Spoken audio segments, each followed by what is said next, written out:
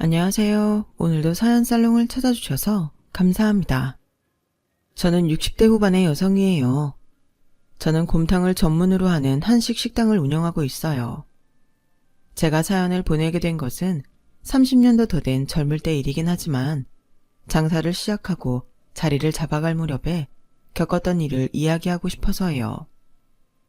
정말 특별한 인연을 만나서 여기까지 오게 됐네요. 어릴 때 저는 할머니가 끓여주신 곰탕을 참 좋아했어요. 특별한 비법 없이 그저 정직하게 고기 국물을 우려내어 끓여주신 건데 그것만 있으면 평소에 밥을 잘 안 먹던 제가 얼음밥그릇으로 한 공기를 국에 뚝딱 말아서 싹 비우곤 했거든요. 그런 저를 보고 엄마는 잘 먹어 좋다면서 이런 농담을 하셨어요. 순정이는 나중에 곰탕집 하려고 그러니? 어린애가 어떻게 저렇게 곰탕을 좋아하나 모르겠네. 나 곰탕집 할 거야. 장사 잘해서 돈도 많이 벌 거야. 라며 어린 저는 아무것도 모르면서 그런 말을 했다는 거였어요. 그런데 말이 씨가 된다라고 하잖아요. 저나 저의 가족은 아무도 제가 곰탕집을 할 거라고 꿈에도 생각하지 못했어요.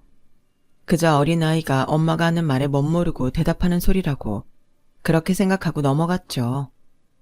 저희 집은 그렇게 부유한 편이 아니었지만 남에게 아쉬운 소리를 할 정도도 아니었어요. 제가 마음먹고 공부해서 대학 보내달라고 하면 부모님이 알겠다고 하실 정도는 된다는 걸 저도 알고 있었어요. 고등학교 2학년 때 저는 대학을 갈지 말지 고민했어요. 제가 고등학생이었을 당시에는 여자들이 대학을 가긴 했지만 꼭 가야 된다는 분위기는 아니었거든요. 그런데 연희와 할머니와 아빠가 돌아가시면서 저의 그런 고민은 사치스러운 게 되어버렸어요. 당장 제 아래로 동생 둘이 있는데 선천적으로 몸이 약하신 엄마가 저와 제 동생을 전부 공부시키면서 생활비까지 되는 건 너무 힘든 일인 게 그 나이에 제가 봐도 알겠더라고요. 저는 고등학교를 졸업하면 무조건 일을 해야 된다는 그런 압박감에 시달리게 됐어요. 제가 너무 고민을 하니 보다 못한 제 한 친구가 이런 말도 했죠. 순정아, 너무 고민하지 마. 그리고 네가 대학을 가고 나서 취직을 하면 고등학교만 졸업하고 일하는 것보다 더 많은 돈을 벌 것 같은데 눈앞의 일만 보지 말고 결정해. 여차하면 내가 아빠한테 말해서 네 등록금 좀 대달라고 할게. 그 친구는 아주 부유했기 때문에 정말 사심 없이 오로지 제 처지를 생각해서 해준 말이었어요. 그 말에 혹하지 않은 건 아니었어요. 하지만 그렇게 되면 친구한테 너무 큰 빚을 지게 될 것 같더라고요. 그리고 제가 공부를 잘하는 편이 아니라 좋은 대학을 갈 수 없을 것 같았죠. 그러면 차라리 그냥 졸업하자마자 일을 하는 게 낫겠다 싶었어요. 미영아, 말만이라도 정말 고마워. 근데 내가 공부하고 있느라 시간 지체하면 엄마도 내 동생들도 너무 힘들 것 같아. 내가 정말 좋은 대학에 가서 좋은 직장을 잡으면 모르겠지만 안 그러면 고등학교 졸업하고 일하나 비슷할 것 같아. 하지만 네 말대로 지금 힘든 일에 전전긍긍해서 결정하진 않을게. 네 마음은 정말 고맙게 받을게. 말은 그렇게 했지만 뭘 해야 할지 눈앞이 캄캄했어요. 엄마는 저한테 딴 생각하지 말고 공부만 열심히 하라고 했지만 하루 외삼촌이 하시는 의류 매장에서 일을 하고 오시면 다음날 하루는 알아 누우시는 엄마를 보면 마음이 편할 수가 없었어요. 저는 고민만 하다가 2학년과 3학년 1학기까지 보내게 됐고 이제 정말 졸업하면 외삼촌 가게에라도 취직해야겠다 생각하고 미리 엄마한테도 말씀드리고 외삼촌한테도 좀 잘 보여야겠다고 그렇게 마음먹고 있었어요. 그러다가 하루는 전날 외삼촌 가게에서 일하고 오신 엄마가 아프셔서 아무것도 못하고 누워만 계셨어요. 그런데다가 외삼촌이 자존심 상하는 말씀을 하셨더라고요. 아무리 그래도 오빠라는 사람이 자기 여동생한테 지 남편 잡아먹었다가 뭐니? 내가 남편 교통사고 나라고 하길 했어. 뭘 했다고 그런 모진 말을 하는지. 남편 죽고 나서 별 볼 일 없어지고 자기네 가게에서 일한다고 사람 너무 우습게 보는 거 아니냐고. 엄마가 정확한 말씀은 안 하셨지만 대충 어떤 상황인지는 짐작이 갔어요. 외삼촌은 원래도 사람 차별이 좀 심하셨고 아빠가 살아계실 때도 아빠는 대학 나오고 회사 다녀도 가게 안은 자기만큼 못 번다며 뻐기는 말을 자주 했거든요. 엄마 이야기를 들으니 외삼촌 가게에서 일하고 싶다는 마음이 싹 사라져버리더라고요. 친척한테 일자리를 달라고 하지 말고 내 힘으로 어디든 찾아봐야겠다고 다짐을 하게 됐죠. 엄마는 마음이 힘드니 몸도 더 아프신 것 같았어요. 그래서 엄마한테 삼계탕이라도 끓여드릴 생각으로 시장에 갔죠. 닭집을 향해 발걸음을 서두르고 있는데 어디서 아주 익숙한 국물 냄새가 제 걸음을 붙잡았어요. 보니까 거기에는 커다란 곰탕집이 있었어요. 저는 마치 홀린 것처럼 그 안에 들어갔죠. 가게 안은 곰탕, 내장탕 등을 먹으러 온 사람들로 붐비고 있었어요. 혼자 오셨어요? 그럼 여기로 앉으세요. 카운터에 있던 젊은 남자분이 상냥하게 웃으며 저에게 자리를 안내했고 저는 안내해준 자리에 앉아 곰탕을 주문해버리고 말았어요. 자, 여기 곰탕 한 그릇 나왔습니다. 깍두기랑 파 여기 있어요. 카운터에 있던 남자가 제 자리로 곰탕을 가져왔고 저는 그 냄새에 홀린 듯이 밥을 말아먹다가 눈물을 흘리고 말았어요. 할머니가 해주셨던 곰탕이 생각났거든요. 하지만 곰탕 맛은 할머니가 끓여주셨던 것처럼 소박한 게 아닌 아주 깊고 고소한 맛이 났어요. 한 그릇을 뚝딱 먹어치우고 나서야 정신이 든 저는 가격표를 봤어요. 그랬더니 제가 먹은 것과 엄마 드릴 걸 한 그릇 포장하면 돈이 아주 조금 부족하더라고요. 저는 카운터에 그 친절한 젊은 남자에게 부탁을 했어요. 저기, 제가 곰탕 한 그릇 가져가고 싶은데요. 죄송한데 제가 먹은 거하고 한 그릇을 포장하면 50원이 모자란데 혹시 외상으로 해주실 수 있나요? 엄마가 아파서 꼭 이거 드리고 싶거든요. 제가 이따 그릇 가져오면서 50원 꼭 갖다 드릴게요. 그러자 그 젊은 남자가 저를 가만히 보다가 카운터를 나와서 주방 쪽으로 가더라고요. 저는 가슴이 쿵쾅거리고 얼굴에 열이 달아올랐어요. 처음 보는 사람한테 부족한 돈을 외상으로 달라고 한 것도 태어나서 처음 해보는 일이었고 왠지 지금까지 친절했던 그 젊은 남자가 사장이라도 데리고 나와서 저한테 창피를 주고 쫓아낼 것 같았거든요. 만약에 그런 일이 생겨도 절대 기죽지 말자 하고 있는데 뜻밖에도 그 남자는 중간 크기의 냄비를 들고 나오더니 저한테 넘기는 거였어요. 뜨거우니까 조심해서 잘 가지고 가야 돼요. 집이 멀지는 않은 거죠? 그래도 가서 좀 데워서 엄마 드리면 뜨끈하고 좋으니 몸이 풀리실 거예요. 아, 정말 감사합니다. 그럼 부족한 돈은 제가 이따 냄비 갖다 드릴 때 가져올게요. 여기서 먹은 것만 내세요. 이건 제가 서비스로 드리는 거예요. 아직 학생 같은데 솔직히 여학생 이렇게 곰탕 혼자 와서 싹 비울 정도로 잘 먹는 거 처음 봤어요. 우리 아버지가 끓인 곰탕 너무 잘 먹어줘서 제가 그 감사의 표시로 드리는 거니까 돈 안 내도 돼요. 아니 아무리 그래도 이거 양 되게 많은 것 같은데요. 괜찮다니까요. 맛있게 드셔주시면 돼요. 알고 보니 그 가게 사장 아들이었던 남자분은 끝끝내 냄비에 든 곰탕값을 받지 않았어요. 저는 감사하다고 공손하게 인사한 후 얼른 집에 와서 그 국물에 밥을 끓여서 엄마에게 드렸어요. 아니, 어디서 이렇게 맛있는 곰탕을 사왔어? 돈은 있었어? 아무튼 오랜만에 든든하게 잘 먹었다. 엄마, 아직 국 많으니까 이따 또 먹고 싶으면 끓여줄게. 저는 남은 국을 집 냄비에 옮기고서 냄비를 깨끗이 씻어 집마당 텃밭에 있던 상투를 뜯어 안에 넣어 곰탕집에 가지고 갔어요. 냄비 안에 상추 있어요. 집에서 기른 건데 그거라도 드려야 제가 마음이 편할 것 같아서요. 나 상추 좋아하는데 오늘 상추에 저녁 먹어야겠네. 잘 먹을게요. 고마워요. 엄마는 밥 좀 드셨어요? 네, 오랜만에 한 그릇 다 드셨어요. 정말 감사합니다. 그거 너무 잘 됐네. 나도 고마워요. 그날 이후로 저는 그 집 곰탕 맛이 잊혀지지 않아서 몇 번이고 가게를 기웃거렸어요. 하지만 항상 저한테 용돈이 있는 것도 아니었고 있더라도 아껴 써야 하는 형편이었기 때문에 마음 내키는 대로 사 먹을 수 있는 처지도 아니었거든요. 하굣길에는 일부러 그 가게 앞을 지나가려고 돌아서 오는 일도 많았어요. 친구가 그런 저를 몇 번 보더니 하루는 팔을 붙잡고 그 가게 안으로 끌고 들어가더라고요. 여기 곰탕 2그릇 주세요. 야, 갑자기 네가 곰탕은 왜? 그냥 내가 먹고 싶어서 같이 먹어달라고. 돈은 내가 낼게. 너 내가 여기 오고 싶어서 기웃대는 거 봤구나? 아니야, 난 그런 거 몰라. 아무튼 나 이거 먹고 싶어. 저는 친구 마음이 너무 고마워서 잘 먹겠다고 하고는 사장 아들이 있는지 가게 안을 살펴봤어요. 그런데 그날은 아들이 없고 다른 사람이 있더라고요. 다시 만나면 전에 고마웠다는 인사라도 하려고 했는데 아쉬웠죠. 식사가 나오고 둘이 뜨거운 국을 후후 불어가며 먹는데 친구가 느닷없이 이런 말을 하는 거였어요.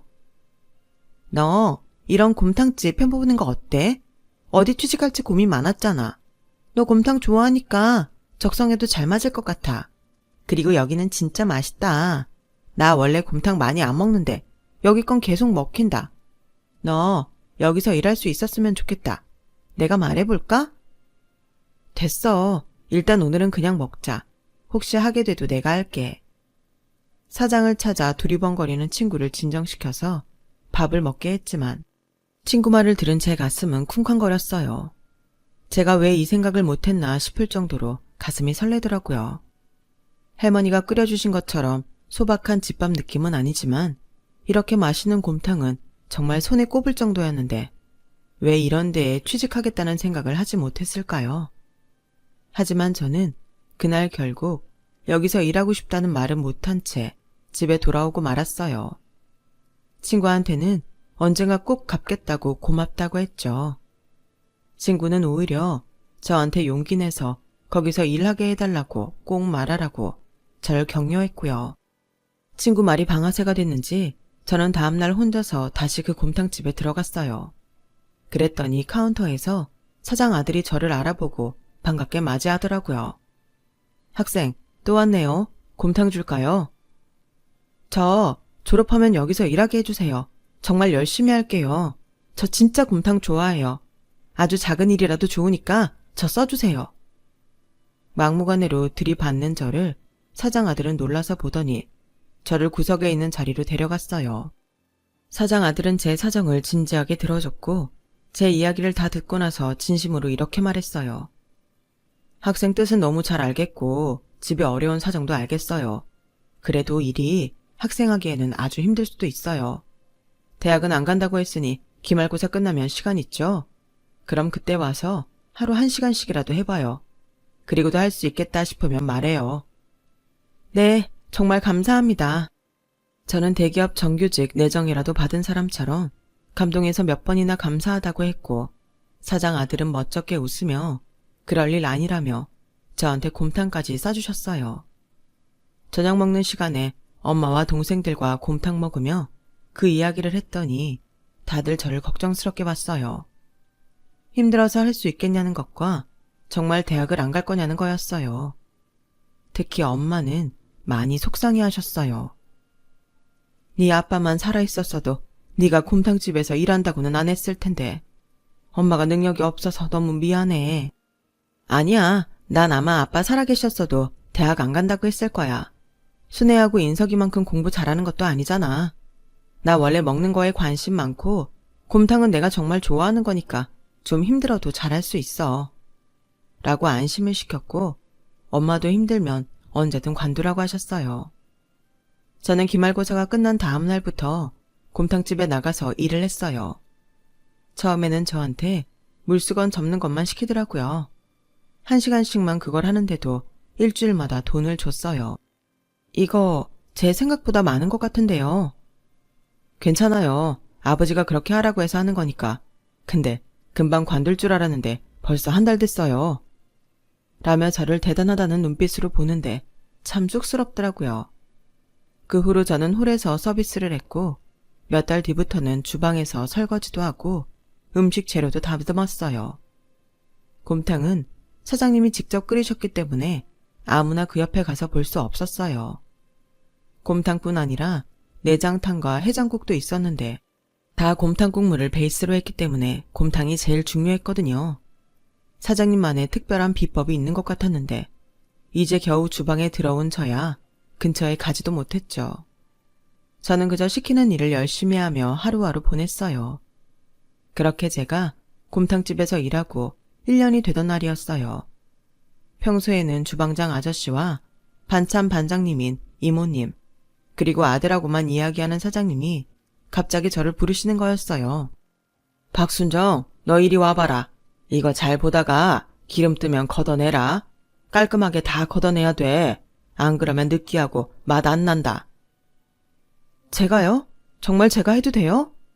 내 말 못 들었어. 너 박순정이잖아. 네가 하라고 시키는 거야.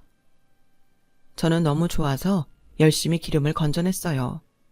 뜨거운 들통 앞에서 그 겨울에 땀을 뻘뻘 흘리면서도 집중해서 기름 건지는 저를 보고는 주방장님과 반찬반장 이모는 아주 정신이 팔렸다며 웃으시더라고요.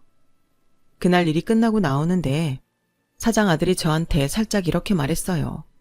아버지가 순정씨 아주 잘 본 것 같아요. 열심히 해요. 저는 순정씨라고 부르는 것에 어쩐지 가슴이 두근댔어요. 곰탕집에서 일하기 시작하고 제일 기억에 남는 날이었죠. 제가 사장 아들에게 호감을 갖고 있다는 걸 확인하기도 했고 처음으로 국 앞에 가게 됐으니까요. 저는 뭐든 시키는 대로 열심히 하고 주방 선배들의 어깨 너머로 반찬 양념이든 뭐든 익힐 수 있는 건 다 익혔어요. 그러다 보니 저는 점점 주방에서 중요한 인력이 되었고 주방장님 아래서 국을 끓이는 요리사 중 한 명이 되었어요. 그때 저는 조리사 자격증을 정식으로 따야겠다는 생각을 했어요. 그동안 모아둔 돈도 있으니 가게에서만 허락해주면 학원에 다니며 해보고 싶었죠. 다행히 사장님과 주방장님은 흔쾌히 허락을 해주셨고 저는 신이 나서 집에 가 엄마에게 그 이야기를 했어요. 진짜 나처럼 들어온 지 1년 만에 국도 끓이고 사장님 배려로 조리학원까지 다니는 사람 없다니까? 아주 신났네 우리 딸. 근데 엄마는 아직도 아쉬운 마음이 있어서 그런지 너처럼 마냥 좋아할 수가 없네. 순정아, 지금이라도 늦지 않았어. 2년 정도 늦는 거 아무것도 아니니까 대학 시험 보지 않을래? 학비나 들어가는 돈은 내가 외삼촌한테 얘기해볼게. 엄마, 전에 외삼촌한테 모진 말 듣고 속상해서 며칠씩 알아눕던 거 잊었어? 난 외삼촌이 먼저 와서 대학 가라고 돈 내밀어도 싫어. 그런 돈으로 공부 안 할 거야. 대학이 뭐가 중요해. 나 벌써 돈 이만큼이나 벌었다고. 이걸로 순애랑 인석이 등록금도 낼 수 있는데 얼마나 좋아. 제가 그동안 돈을 모아둔 통장을 보여주자 엄마는 그만 눈물을 터뜨리시더라고요. 그래, 우리 딸 정말 장하네. 하긴 사람은 누구든 자기가 잘하는 일 타고 태어난다고 했지. 대학은 엄마 욕심인가 보다. 여자들 대학 안 보낸다는 집도 있지만 엄마는 그런 거 싫거든. 근데 네가 공부보다 더 잘하는 게 있다고 하니까 이제 엄마가 포기할게. 네가 정말 많이 했었구나. 자식이 고생하는 거 보는 게 편한 부모가 어디 있겠니. 정말 험한 일 안 하게 하려고 했는데. 그래도 너가 좋다니 더는 아무 말도 하지 않을게. 몸 건강 챙기면서 해. 그렇게 엄마는 완전히 두 손 드셨고 저는 그때부터 온전히 집안 식구들의 지지를 받으며 일을 하게 됐어요. 가족의 응원이라는 게 얼마나 큰 힘이 되던지 저는 매일 새벽같이 나가서 밤 늦게 집에 들어오는데도 피곤한지도 잘 모르겠더라고요. 또 시간이 흘러 저는 1년 후 한식 조리사 자격증을 땄고 그 사이에 사장 아들과는 사귀는 사이가 되었어요. 다들 눈치채셨겠지만 그 사람이 제 남편이랍니다. 솔직히 사장님은 제 남편이 다른 여자 만나는 걸 은근히 바라셨던 것 같기도 했어요. 저와 사귀는 걸 알고 저를 좀 못마땅하게 보셨거든요. 그런데 어느 날 가게를 마치고서 저를 부르시더라고요. 내가 너 얼마나 괜찮은 앤지 다 안다. 그런데도 사람이 욕심이란 게 자꾸 조건을 보게 되더라. 근데 우리 혁중이가 그러더라고. 외할아버지도 아버지 조건 안 봤다고. 사실 나도 가난했거든. 혁중이가 너랑 꼭 결혼하고 싶다고 한다. 생각해보니 나도 이렇게 우리 곰탕 좋아해주는 며느리라면 최고인 것 같더라. 니네는 어느 정도의 마음의 결심을 한 걸로 안다. 내 대답만 남은 거지. 앞으로는 이제 우리 한 가족으로 잘해보자. 사실 그 당시 사장님은 저와 남편을 결혼시키는 데에 부담이 있었을 게 분명했어요. 왜냐하면 주방에서 한 직원이 반찬하고 김치 조리법을 빼돌리면서 가게 돈도 상당량 가지고 도망을 갔거든요. 다행히 곰탕 레시피는 사장님만 알고 있어서 못 가지고 나갔지만 그 일로 가게 타격이 심했고 금전적인 피해는 물론 사장님이 배신감에 많이 힘들어하셨죠. 그럼에도 저희에게 결혼을 하라고 한 건 순전히 저희 둘을 보고 결정하신 것 같아서 감사했어요. 엄마도 남편을 보고 사람이 착하고 성실해 보인다고 좋아하셨고 동생들도 새 가족이 생긴다며 기뻐했어요. 그렇게 저희는 모두의 축복 속에 결혼식을 올렸어요. 하지만 시아버지가 되신 사장님이 기력을 잘 차리지 못하셨고 얼마 안 가서 돌아가시고 말았어요. 결혼하고 반년도 안 돼서 일어난 일이기에 너무 속상하고 슬펐어요. 말은 없으셨지만 묵묵히 저를 인정해 주셨던 따뜻함이 좋았는데 그런 시아버지를 다시 뵐 수 없다니 너무 마음이 아팠어요. 남편도 정말 많이 슬퍼하며 장례를 마쳤어요. 하지만 남편은 결단력이 있는 사람이었어요. 기왕 이렇게 된 거 식당을 시내로 옮겨보고 싶어. 아예 서울에 가서 해보고도 싶고 아버지 곰탕이라면 서울에 가서 해도 승산 있다고 생각하거든. 나도 아버님 곰탕은 우리나라 어디에서도 통할 거라고 생각해. 당신 뜻에도 무조건 찬성이야. 단 너무 무리는 하지 마. 우리한테 지금 가장 적합한 곳이 어딘지 우리가 할 수 있는 내에서 나오는 대로 옮기기로 해. 남편은 아버님이 배신당하고 마음 아파하셨던 곳을 떠나고 싶어 했고 저는 그런 남편의 심정을 이해했기에 함께하기로 했어요. 저희는 서울 변두리에 괜찮은 식당 자리를 알아봤어요. 물론 저희가 살던 곳보다는 3배가 비쌌지만 그 정도면 감당할 수 있겠다 싶었고 꼭 중심가나 인기 많은 곳에서 새 출발해야 된다고 생각하지 않았거든요. 저희가 가게를 옮길 당시에 제 동생들은 둘 다 서울에 있는 대학을 갔기 때문에 저는 친정엄마한테도 서울로 같이 올라가자고 했어요. 순애랑 인석이도 서울 가는데 엄마 혼자 쓸쓸하게 여기 남아있는 것도 그렇잖아. 그래도 될까? 여기 아빠랑 있던 추억도 그대로 있는데 우리가 전부 가버리면 아빠 섭섭해하지 않을까? 우리 명절 때면 아빠 보러 올 거잖아. 엄마가 순애랑 인석이 옆에 있으면 둘도 더 좋아할걸? 결국 엄마도 그러자고 했고 저희 가족 모두가 서울에서 인생 2막을 시작하게 됐어요. 호기롭게 시작한 가게였지만 처음에는 쉽지 않았어요.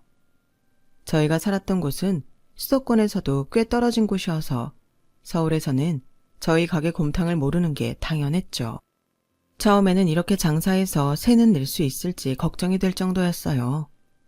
하지만 남편은 실망하지 않고 손님 한 사람 한 사람 정성을 쏟았고 어떤 반찬을 잘 먹는지까지 기억했다가 다음에 오면 서비스로 더 주곤 했어요.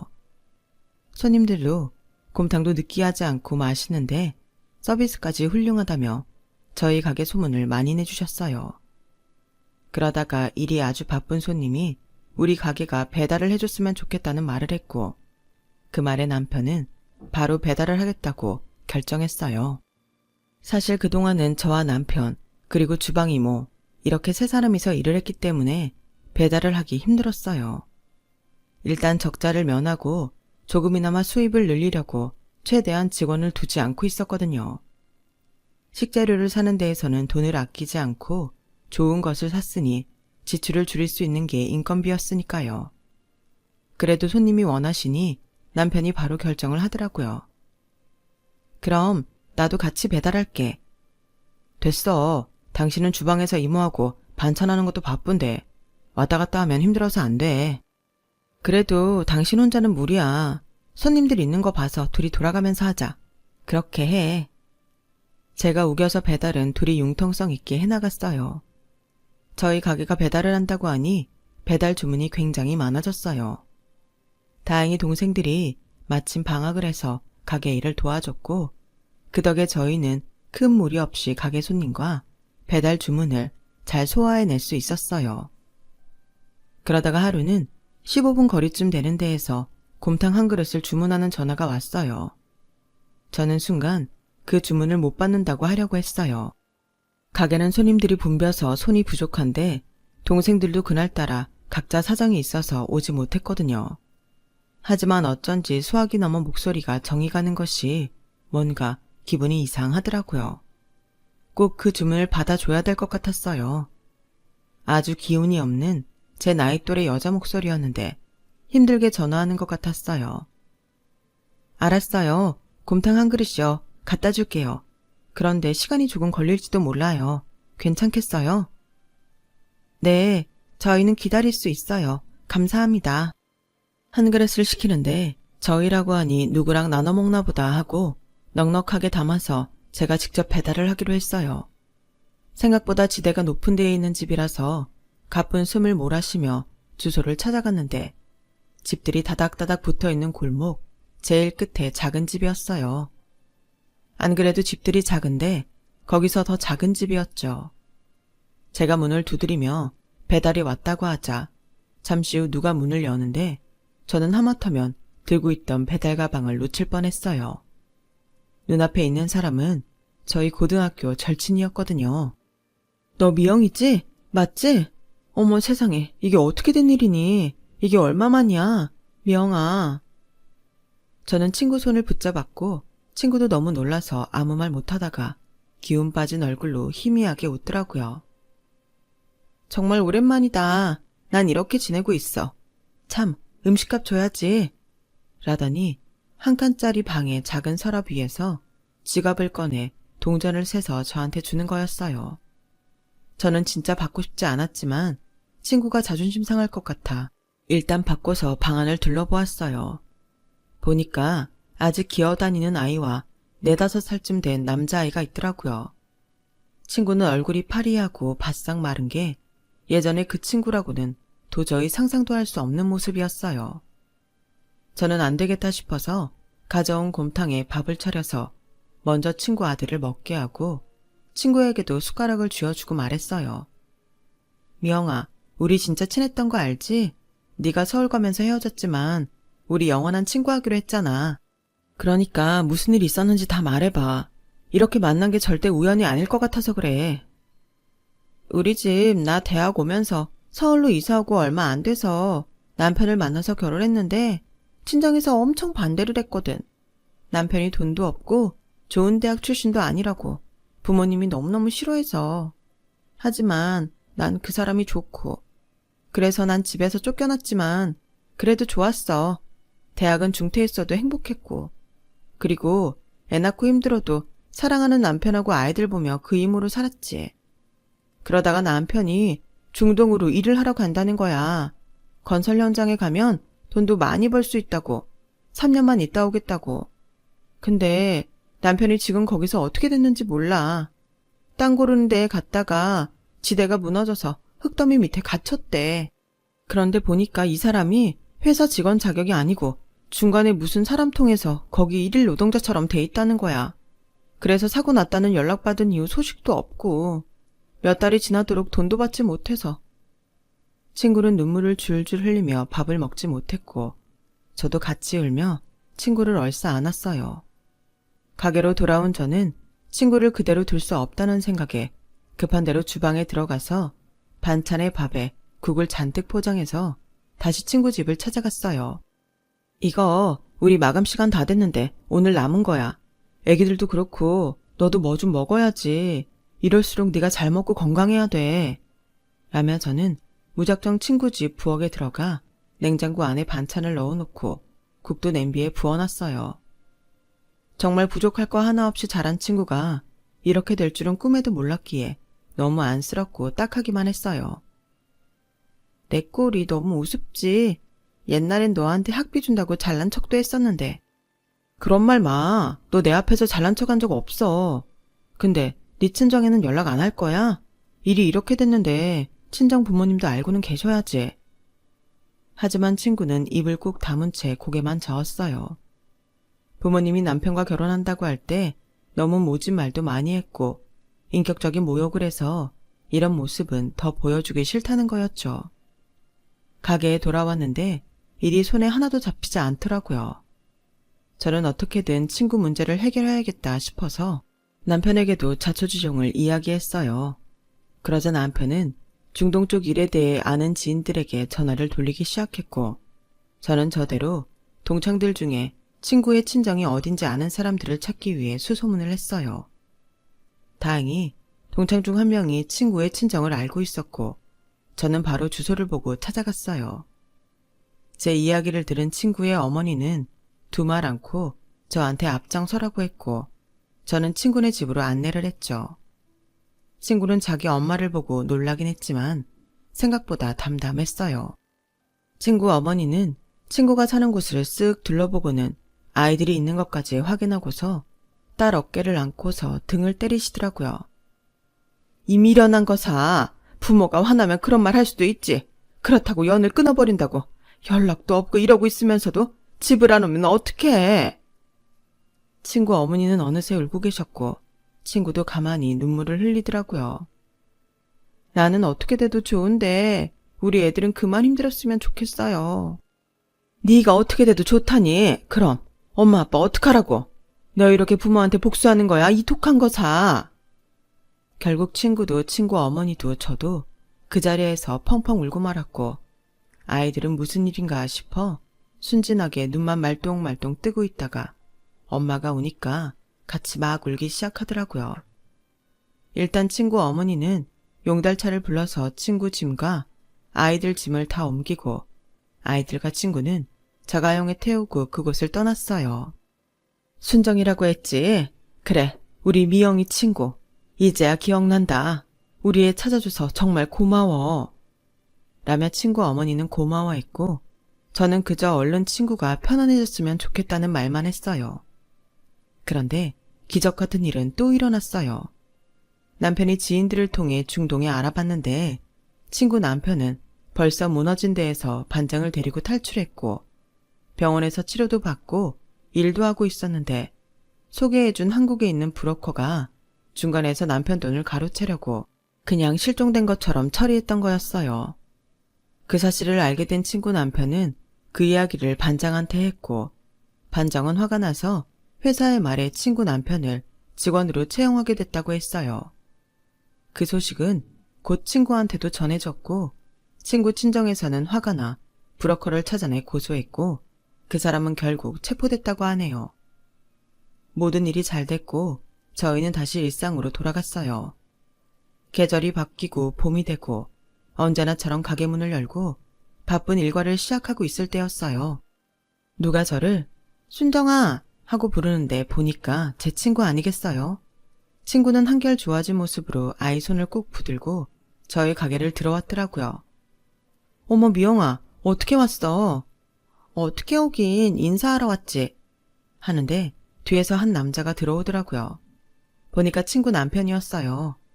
친구 말로는 남편이 오고서 친정에서 보자고 했고 결국 두 사람 사이를 인정했다고 하네요. 부모님이 손자손녀 보니까 마음이 풀리실 것 같아. 우리 애들이 아주 효자들이야. 그래, 자식이 이렇게 예쁜 아이들을 낳았는데 어떻게 싫어할 수가 있겠어. 라며 저와 친구는 담소를 주고받았죠. 친구 남편은 쑥스러운 듯 옆에 앉아있다가 제 남편이 나오자 갑자기 그 앞으로 가서 바닥에서 큰 절을 하는 게 아니겠어요. 아, 이러지 마세요. 다른 손님들도 계신데 부끄럽습니다. 아닙니다. 제 은인이십니다. 두 분 덕에 집사람도 저도 장인어른 장모님께 인정받고 아이들은 처가에서 너무 잘 지내고 있습니다. 정말 감사합니다. 저희는 괜찮다며 친구 남편을 일으켜 세웠고 궁금해하는 손님들한테 친구가 저희가 어떻게 했는지 이야기를 해주자 손님들은 사장이 좋은 사람이라며 밥을 먹으면서도 칭찬을 해주시더라고요. 저와 남편은 너무 쑥스럽고 부끄러워 어쩔 줄 몰랐어요. 그리고 얼마 후 친구가 친정 어머니와 다시 찾아왔어요. 친구 어머니는 저희에게 이렇게 말했어요. 거두절미하고 내가 이 식당에 투자를 좀 해보고 싶거든요. 우리 미영이의 사위, 손주, 손녀까지 만나게 해준 사람들이라 강남에 있는 상가에 가게 내주고 싶은데 어떻게 생각해요? 말씀은 너무 감사합니다만 저희가 그런 자리는 아직 좀 부담이 되네요. 지금 여기서 저희를 좋아해 주시는 분들도 많아서 좀 더 이 자리에서 해보고 싶습니다. 라고 남편이 말하자 친구는 그럴 줄 알았다며 웃더라고요. 그러면 투자는 여기에 할게요. 대신 가게가 잘 되면 2호점 내고 우리 사위도 같이 일하게 해줘요. 알고 보니까 우리 사위가 한식 조리사 자격증이 있더라고요. 전에 집에서 갈비찜을 했는데 아주 맛있었어요. 아, 그런 거라면 사위분께서 하실 마음만 있으시다면 지금부터라도 저희 가게에 나오셔도 됩니다. 라고 남편이 말하자 친구는 너무 좋아하더라고요.